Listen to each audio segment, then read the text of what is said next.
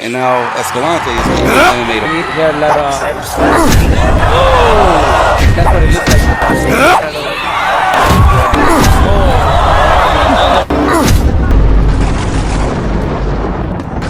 Isa sa magaling na Amerikanong UFC champion ang pinasok ang boxing dahil sa akalang madaling laban lang ito dahil hindi na kailangang gamitin ang paa at ipinagbawal ang takedown at wrestling. Ayon pa nitong UFC champion mga tol na si Martin Sandoval, binansagang Tarzan dahil sa bilis at tibay ng katawan nito at talagang epektibo daw ang kanyang Superman punch na talagang napakalakas, ngunit ang laking malas lang nito dahil Pinoy ang kanyang makakalaban. Nakatapat nito ang Pinoy na si Bruno Escalante ng Cebu City na naninirahan na at nag-training sa California, USA, kung saan tatapusin lang daw ito ni Sandoval gamit ang kanyang Superman punch. Halika mga boxing fans, ating balikan kung paano pinabagsak ng Pinoy na si Escalante itong matigas na UFC champion matapos nagbitaw ng Superman punch. Sa pagbungad ng unang round mga tol, talagang magalaw itong si Tarzan na mahaba ang buhok at pinag-aralan ng ito ng ating Pinoy kung paano patamaan na naka-black trunks.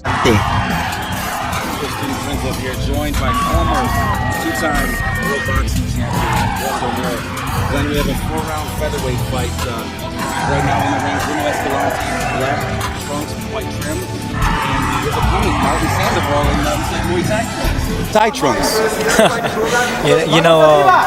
And the way he fight, he's just, I believe this is a pro fight right now. He looks like a Thai fighter, but a lot of kickboxing, trying to be trying to be a fighter, and right, that's what it seems. That's interesting because I had a chance to talk to Sandoval in the dressing room. Mixed martial artist. He fights in the cage. He has a 6-3 professional record in MMA. Making his boxing debut. So kind of interesting because you see a lot of boxers lately crossing over into MMA. Oh, that's a super punch right there. Ginamit ng UFC champion ang Superman punch, ngunit hindi nito napatamaan ang ating Pinoy na mabilis na umilag. So as you see, a boxer trying to turn to a UFC fighter, we're pretty good. And Sandoval, he looks like he's doing pretty good right now. Looks like Bruno's struggling to find his timing against Sandoval. I believe he's just Sandoval, he's moving pretty weird right now. As a former boxer, as champion, unconventional approach and stance. In this guy's right, the new fighter. I mean, in the beginning of their career, so it's for them. If I was Bruno, all I have to do is stick my jab in because Sandoval he tends to jump in. You know what I mean? Absolutely. You see Escalante in the southpaw stance.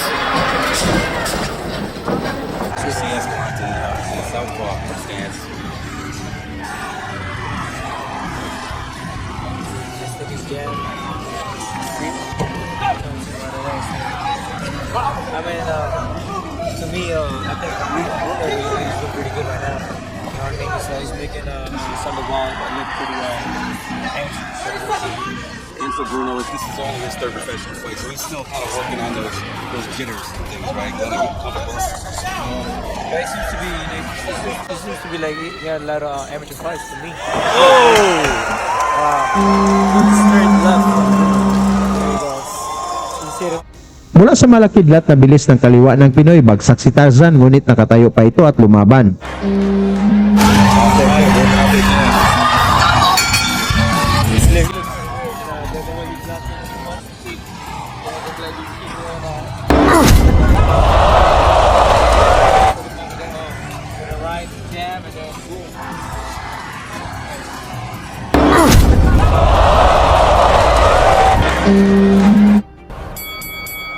Dito sa round to mga tol, MMA style na ang ginamit ni Sandoval upang lituhin ito ang Pinoy, ngunit naging maingat lang na nag-counter si Kabayan.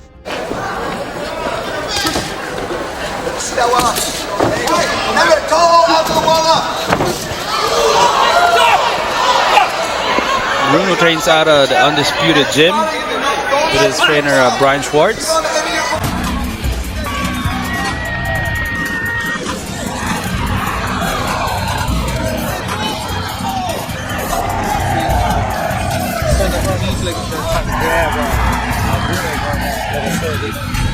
from